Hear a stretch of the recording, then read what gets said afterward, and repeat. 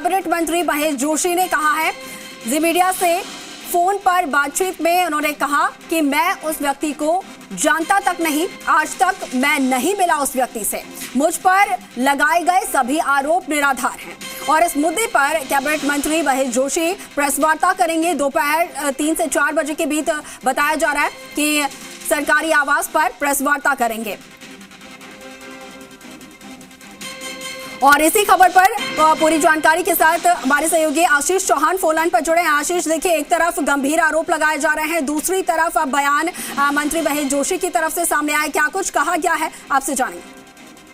देखिए, कैबिनेट मंत्री महेश जोशी का ये बयान सामने आया है कि मुझ पर जो भी आरोप लगाए गए हैं वो पूरी तरीके से निराधार है। और जिस तरीके से उन्होंने ये कहा है कि वे अभी आज तक उस व्यक्ति से मिले नहीं हैं, उस व्यक्ति से मुलाकात नहीं हुई है, उस व्यक्ति को वे जानते नहीं हैं। देखिए, जिस तरीके से लगातार जो कह सकते हैं हम कि बहुत से लोग जनप्रतिनिधियों के साथ मुलाकात करते हैं, बातचीत करते हैं, और जिस तरीके से महेश जोशी ने ये कहा है कि मैं उस व्यक्ति को पर्सनली जानता नहीं हूं, तो यदि जो भी अगली बात करनी होगी तो वो FIR पूरी पढ़ के करूंगा। और उसके बाद में आज 3 से 4 बजे के बीच में दोपहर में अपने सरकारी आवास पर वे प्रेस कॉन्फ्रेंस भी करेंगे, क्योंकि जिस तरीके से पूरा मामला बढ़ गया है और जिस तरीके से जो वीडियो वायरल हो रहा है उसमें भी जो कि कैबिनेट मंत्री महेश जोशी का नाम लिया जा रहा है। और न केवल एक वीडियो बल्कि अब 4 वीडियो और सामने आए हैं, जिसके बाद में कहीं ना कहीं इस वीडियो जिस तरीके से कहा जा सकता है कि पूरे मामले को लेकर अब पुलिस जांच कर रही है। और जिस तरीके से लगातार मंत्री महेश जोशी ने जी मीडिया से बातचीत में यही कहा है कि सभी आरोप निराधार है, लेकिन अब जब 3 से 4 बजे के बीच में प्रेस कॉन्फ्रेंस होगी तो उसमें किस बात का खुलासा होगा, क्योंकि मंत्री तमाम एविडेंस के साथ, तमाम प्रूफ्स के साथ वहां पर मौजूद रहेंगे और अपनी बात मीडिया के साथ साझा करेंगे। क्योंकि जिस तरीके से उनके विधानसभा क्षेत्र में इस तरीके का मामला यहाँ पर सामने आया है, तो उन्होंने साफ तौर पर क्लियर कर दिया है कि वे सभी आरोप उन पर जो लगाए गए हैं वो निराधार है। लेकिन अब देखना होगा कि 3 से 4 बजे के बीच में जब प्रेस कॉन्फ्रेंस होगी तो मंत्री क्या बोलते हैं और क्या एविडेंस सामने रखते हैं। ठीक है आशीष, बहुत शुक्रिया आपका। एक बार फिर से रुक करेंगे, दीपक हमारे साथ लगातार जयपुर से लाइव बने हुए हैं, पीड़ित परिवार के साथ हैं।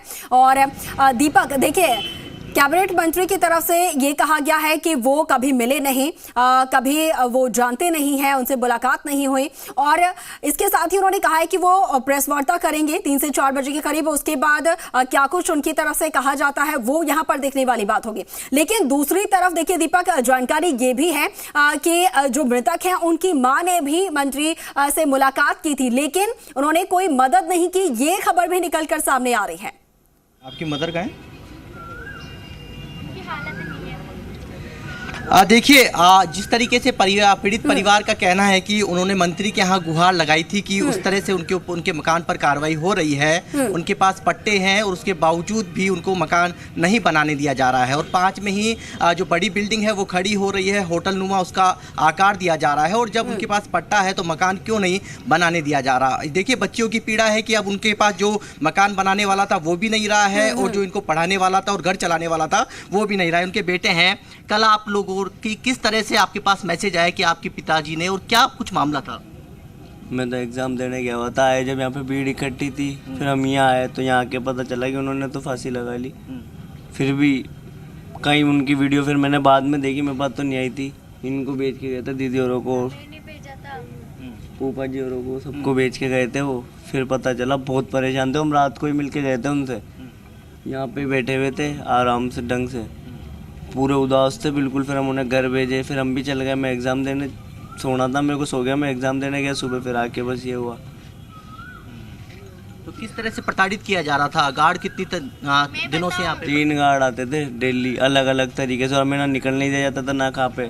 फोटो तक खिंचवाई थी मैंने तो बाहर से, देखो बाहर सोते थे, बिना किसी आदेश के राउंड नहीं बैठे रहते थे, बैठे ही 1 महीने से बाहर सो रहे थे। अगर हमारे साथ कुछ हो जाता तो तब आती क्या कानून? नहीं आती, तब भी नहीं आती। मेरी मम्मी पैरालाइज है, 2 बार हार्ट अटैक आ चुका, अगर एक और बार आ गया तो वो नहीं रहेगी, और वो नहीं रहेगी ना तो इनमें से जो भी जिसके नाम मेरे पापा लेके गए ना उसको हम मारेंगे, चाहे से हमें जिंदगी भर के लिए जेल क्यों ना जाना पड़े। मेरे भाई, अब एक भाई रह गया, उसकी गवर्नमेंट जॉब भी चाहिए। जिसके लिए मेरे पापा मरे ना, जिस जमीन के लिए, वो जमीन भी चाहिए, उसकी छत भी चाहिए और उस बिल्डिंग को तुड़वाओ। मंदिर वालों ने ये बोला था कि इसकी छाया तक नहीं पड़नी चाहिए हमारे घर की, मतलब हमारे घर पे उनकी छाया है ना। वो शेरेटन वाला उसकी ईंट तोड़ दिया, मंदिर की पूरी दरवाजा बंद कर दिया, तब उसे कुछ नहीं बोला गया।